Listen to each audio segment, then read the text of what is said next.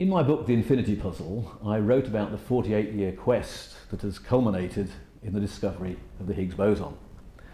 So I was lucky to be with Peter Higgs himself in the days just before the announcement on the 4th of July. And during the time we were together, none of us, contrary to what many people believe, had a clue what was going to be announced. Now, how he discovered it was worth going to CERN, that's a story for another time. But he did, and on the 4th of July, they announced they'd discovered Higgs boson. Whether it's the Higgs boson or a Higgs boson, time will tell.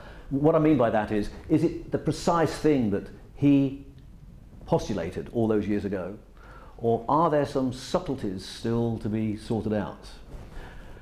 I think there's certainly a lot to be discovered yet, because the conditions at the Large Hadron Collider, intense though they are still only halfway between the conditions we used to hear in the room and the extremes of the moment of the Big Bang itself. And in that first half, which we've spent a century investigating, we've discovered atoms, the atomic nucleus, quarks, even the Higgs boson. So the idea that there is nothing in the remainder is very unlikely. Now, we're pretty sure, for theoretical reasons, that there's things called supersymmetric particles waiting to be found somewhere in that remaining extreme. The problem is we don't know precisely where.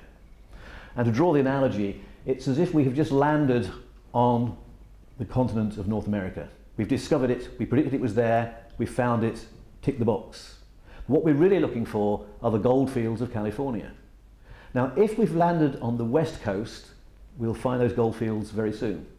If, however, we've landed on the east coast, it's going to be a long haul. Time will tell.